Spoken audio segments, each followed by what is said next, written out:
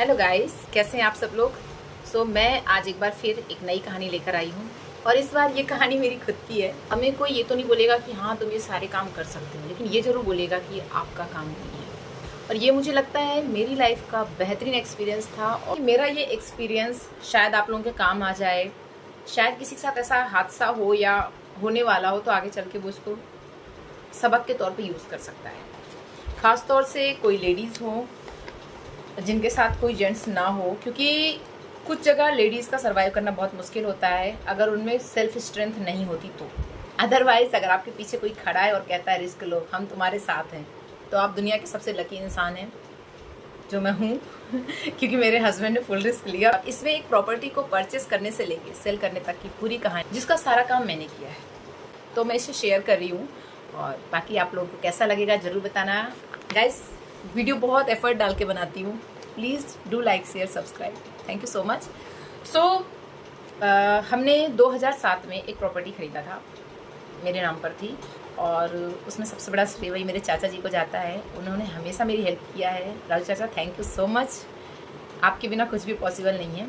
उस वक्त वो प्रॉपर्टी मैंने 1.5 लाख रुपये में ख़रीदा था। 1.5 लाख बहुत बड़ा अमाउंट होता था उस समय, और 1.5 लाख हमने लोन लिए थे। जब उस प्रॉपर्टी को लिया था तो हमें समझ नहीं थी इतनी क्या देखा जाता है, हमें तो ये भी नहीं पता था। तो भाई हमने प्रॉपर्टी ले लिया, जाके देख लिया कौन सी जगह है, कितना है, नाप लिया, फ़ोटो वोटो खिंचा लिया, मैनुअल रजिस्ट्री होती थी वो करवा लिया। उसके बाद हमने पटवारी को पैसे दे दिए कि भाई आप हमारा खसरा वगैरह क्लियर कर देना, और हम आ गए, चूँकि हम वहाँ रहते नहीं थे। ये प्रॉपर्टी थी जबलपुर में। और हम ये प्रॉपर्टी लेते हैं तो छानबीन करते हैं। हमने कुछ नहीं किया क्योंकि चाचा जी साथ थे और जिनसे लिया था वो भी जान पहचान वाले थे, धोखे की कोई उम्मीद नहीं थी।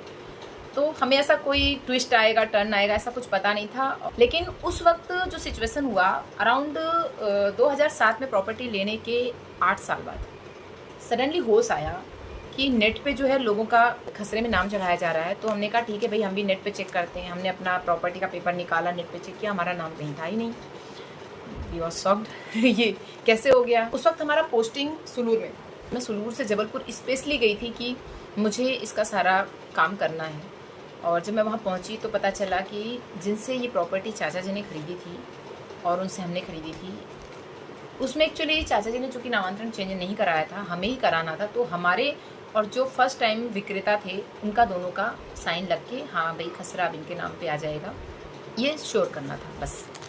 लेकिन जो मेन प्रॉपर्टी ऑनर थी उनकी डेथ हो चुकी थी और हमने अब तक खसरा नाम चेंज नहीं करवाया था। लकीली उनकी वाइफ उस वक्त मुझे वहाँ मिली। She is very cooperative person. उन्होंने मुझे पूरी मदद किया, उन्होंने फटाफट साइन किया और इस टेंशन से मुझे अलग कर दिया। मेरे सारे पेपर्स तैयार हो गए, खसरा का काम हो गया, उसे नेट पे चढ़ाना बाकी था। वो अभी इतना मैनुअल काम हो चुका था कि उम्मीद थी कि हाँ ये हो जाएगा, 1 आध महीना और लगेगा, बट ऑलमोस्ट कंप्लीट हो जाएगा काम। उसके बाद नेट पे हमारा नाम तो नहीं आया, लेकिन हाँ मुझे खसरा के पेपर मिल गए थे कि ये चढ़ चुका है। यहाँ मैं बताना चाहती हूँ कि जब भी आप प्रॉपर्टी लेते हैं, अभी के वक्त में तो पक्का हर कोई समझता है और खसरा वगैरह सब तुरंत चेंज कराता है, लेकिन पहले ऐसा नहीं होता था। पहले क्या होता था, कई लोगों को पता नहीं हुआ करता था हम ही लोगों की तरह कि खसरा भी चेंज कराना ज़रूरी है। वो प्रॉपर्टी तो ले लेते थे और अगर खसरा चेंज नहीं कराते थे तो उनकी प्रॉपर्टी को जो बेचने वाले लोग थे वो 2-3 और लोगों को बेच दिया करते थे, और इससे बहुत प्रॉब्लम होती थी क्योंकि ज़मीन किसकी है ये तय करना बहुत मुश्किल हो जाता था, कोर्ट कचहरी करना पड़ता था। लकीली हम इस प्रॉब्लम में नहीं फंसे क्योंकि जिन्होंने प्रॉपर्टी बेचा था उन्होंने हमें इजीली हेल्प कर दिया और साइन वगैरह होकर सब कुछ सॉर्ट आउट हो गया। उसके बाद 1 महीने में सब क्लियर हो जाना था और नेट पे नाम चढ़ जाना था। सो मैं वापस सुलूर आ गई।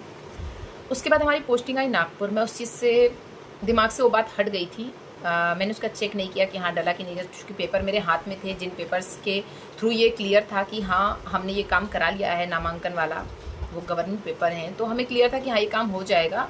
शायद थोड़ा टाइम लगेगा, पटवारी जी ने बोला भी था थोड़ा टाइम लगेगा, तो वो अपने आप नेट पे चढ़ जाएगा। हमने कहा ओके ठीक है, कोई बात नहीं, देख लेंगे। फिर हमारी पोस्टिंग आ गई नागपुर। हम नागपुर में थे और तभी एक दिन एक बंदे का कॉल आया। उसने अपना नाम शारदा बताया, उसको बताकर बोला कि आपने हमारी प्रॉपर्टी पर कब्जा कर रखा है। मैंने कहा ऐसा तो कुछ नहीं है, हमने किसी की प्रॉपर्टी पर कब्जा नहीं कर रखा है। उसने कहा नहीं, आपका जो प्रॉपर्टी है इसमें 5 फीट मेरा है। हमने कहा नहीं, आपका नहीं हो सकता है, बिकॉज मैंने सारा हिसाब क्लियर किया है, पटवारी जी आए थे, उन्होंने बताया है, नाप जोक के सब कुछ करके जो है हमने उस प्रॉपर्टी पे अपना खंबा वगैरह गाड़ा है। उसने बोला मैडम आप आ जाइए, नहीं तो मैं पुलिस केस करूँगा, कोर्ट कचहरी होगी, फालतू आप परेशान होंगे। मैं थोड़ी टेंस हो गई। मैंने कहा यार ऐसा कैसे हो सकता है, मैं तो पूरा काम करा कर आई हूँ। फिर उन पटवारी जी को फ़ोन लगाया, पता चला उनका पोस्टिंग आ गया है। बहुत ही कंफ्यूज थी, बट नागपुर से मैं जबलपुर वापस पहुंची इस मुद्दे को लेकर, और वहाँ वो बंदा मुझे मिला और उसने मुझे कहा कि सीधा सीधा 5 फुट आपके पास मेरा दबा हुआ है और ये प्रॉपर्टी आपको छोड़नी पड़ेगी 5 फुट। मैंने कहा मैं ऐसे कैसे छोड़ सकती हूँ 5 फुट, जब मैंने प्रॉपर्टी ख़रीदा, मैंने उसकी पूरा पेमेंट किया है, मेरा रजिस्ट्री तैयार है, तो मैं आपको कैसे 5 फीट दे सकती हूँ। उसने कहा मैम मेरे पास भी रजिस्ट्री है। तो एक्चुअली उसके पास रजिस्ट्री थी और उसमें उसकी प्रॉपर्टी में 5 फीट मेरी तरफ और 10 फीट पीछे की तरफ था। और मैंने कहा ऐसा कैसे हो सकता है, क्योंकि वहाँ केवल 3 ज़मीनें हैं जो एक लाइन में हैं और सारी 30 बाई 40 की प्लॉट्स हैं। आपको अलग से 50 बाई 35 का प्लॉट कैसे मिल सकता है। ये तो मेरा फर्स्ट आर्ग्यू था उनसे। फिर भी मैं आई और वापस सब कुछ नापा गया, उन्होंने पटवारी बुलाया और पटवारी ने सब कुछ क्लियर किया। इसकी एक ही वजह थी कि लकीली मैंने बीच में आकर अपना पटवारी जी से मिलकर अपना खसरा क्लियर कर लिया था, अपना डाइवर्जन करा लिया था। अगर मुझसे पहले वो आ जाते तो शायद मेरे साथ प्रॉब्लम हो जाता। ज़्यादा देर नहीं होती है और ये तुरंत काम हो जाता है, लेकिन जिस वक्त मैनुअल था ये बहुत टेंशन वाला था। अगर किसी के पास अभी भी पुरानी प्रॉपर्टी है और वो बहुत दिन से उसको देखने नहीं गया है, तो जाइए और इस चीज़ को चेक करिए ये चीज़ हुआ है या नहीं हुआ है। क्यों? क्योंकि जब भी कोई ज़मीन केवल रजिस्ट्री के बेस पे होती है तो इसका मतलब ये होता है कि उसका डाइवर्जन अगर नहीं हुआ है तो पटवारी ने फिजिकली आके ये नहीं बताया है कि एक्चुअली ये ज़मीन जो पेपर में दिखाई जा रही है वो सच में अवेलेबल है या नहीं। जब पटवारी आता है, डाइवर्जन करता है, तो वो आपको ये क्लियर कर देता है कि उसने आपकी ज़मीन को अच्छे से देख लिया है और आपकी ज़मीन एक्चुअली जो कागज़ में दिख रही है वो रियल में भी अवेलेबल है। तो कभी भी जब हम प्रॉपर्टी लेते हैं तो मोस्टली आजकल लोग पूछ भी लेते हैं कि ज़मीन खेती वाली है या ज़मीन जो है डाइवर्जन किया हुआ है। डाइवर्जन की हुई ज़मीन में इतना टेंशन नहीं होता, फटाफट जाइए खरीदिए और खसरा चढ़ा लीजिए। तो जिनके पास बस पुरानी ज़मीन है वो इस बात का ध्यान रखें कि जाकर एक बार चेक कर ले, क्योंकि कई बार क्या होता है हम लोग प्रॉपर्टी तो ले लेते हैं लेकिन उसे देखने नहीं जा पाते। और देखने जाते हैं मतलब ऐसा नहीं फिजिकली जाते हैं, बट ये देखने नहीं जाते कि हाँ उसका अभी तक हमने डाइवर्जन नहीं कराया, हमने अभी तक खसरा नहीं चढ़वाया। कई बार ऐसा और फौजियों के साथ होता है, क्योंकि वो क्या अलग अलग जगह पोस्टेड होते हैं तो उनके पास वक्त नहीं होता, होम टाउन में खरीदा और छोड़ के आ गए।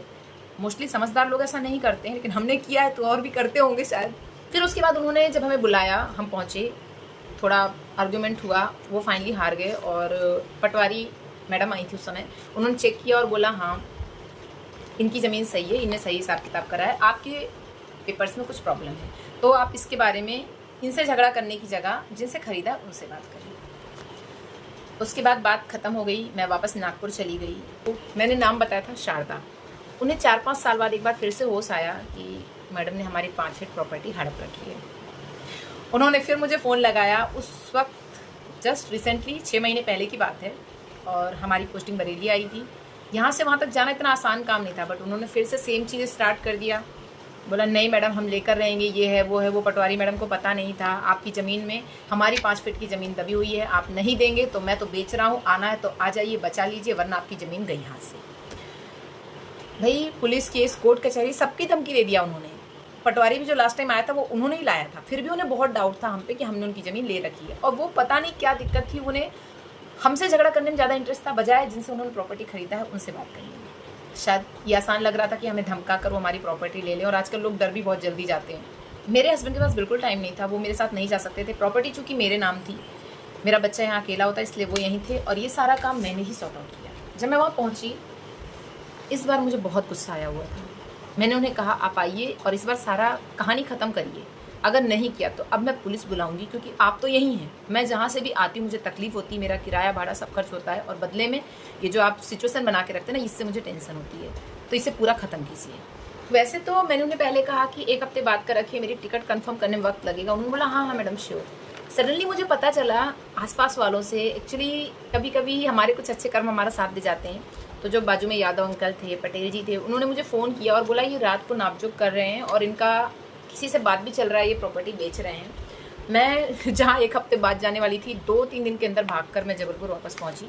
मैंने सीधा पुलिस बुलाई। बाजू वाले भाई साहब हैं, बहुत अच्छे हैं और उन्होंने मुझे बहुत हेल्प किया। जब वो पहुँचे तो सारा प्रॉब्लम ऑटोमेटिकली सॉर्ट आउट हो गया।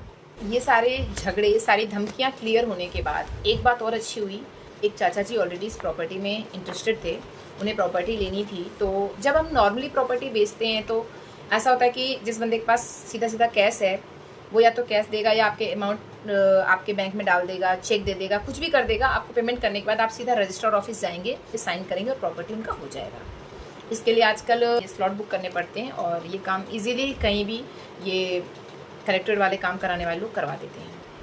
लेकिन कहानी तब थोड़ी सी चेंज हो जाती है। जो बंदा प्रॉपर्टी लेने वाला है वो लोन पे प्रॉपर्टी खरीद रहा हो, लेकिन इसके फ़ायदे होते हैं। जो लोन पे खरीद रहा है, चूँकि बैंक सारा चेकिंग करके लेता है, तो ये पता चल जाता है कि वो प्रॉपर्टी में कोई भी झगड़ा लड़ाई नहीं है, प्रॉपर्टी क्लियर है। तो ये बहुत अच्छा पॉइंट भी है।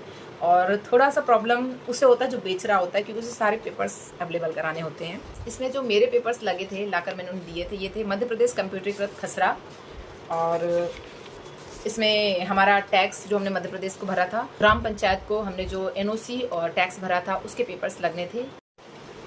यहाँ मैं कहना चाहूँगी कि अगर किसी फौजी ने या किसी अपने घर से जहाँ पर आपने प्रॉपर्टी खरीदा वहाँ से दूर रहने वाले ने कोई प्रॉपर्टी खरीदी हुई है पर उसमें विजिट नहीं कर पा रहे हैं, तो वहाँ विजिट करते रहिए, आसपास के लोगों से मिलते रहिए, ताकि लोग आपको जाने। कोई दिक्कत हो तो आपको फ़ोन करके बता सकें, जैसा कि मेरे साथ हुआ। अगर मुझे वहाँ जानता नहीं कोई, तो मुझे इन्फॉर्मेशन नहीं होती कि वहाँ कितना बड़ा घपला होने जा रहा है।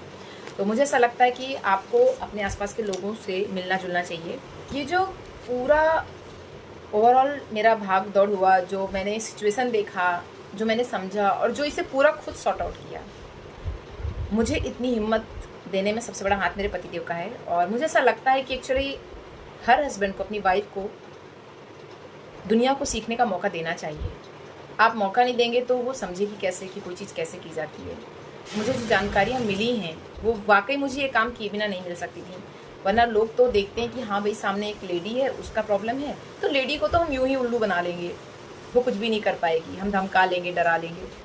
मेरे मामले में भी सबको यही लगता था। इस बीच एक छोटी सी कहानी हुई। जब मैं प्लॉट पे गई थी और वहाँ अपनी बाइक में किक कर रही थी, बाइक काफ़ी पुरानी है मेरी, स्टार्ट नहीं हो रही थी, तो मैंने अराउंड 10-15 किक मार लिए होंगे और गाड़ी हल्की फुल्की स्टार्ट होकर बंद हो जा रही थी। तो एक चाचा जी आए और बोलते हैं, हटो बेटा मैं मारता हूँ। उन्होंने जस्ट 2-3 किक मारे होंगे और गाड़ी स्टार्ट हो गई। तो बोलते ये लेडीज़ का काम नहीं है, उन्हें स्कूटी चलानी चाहिए।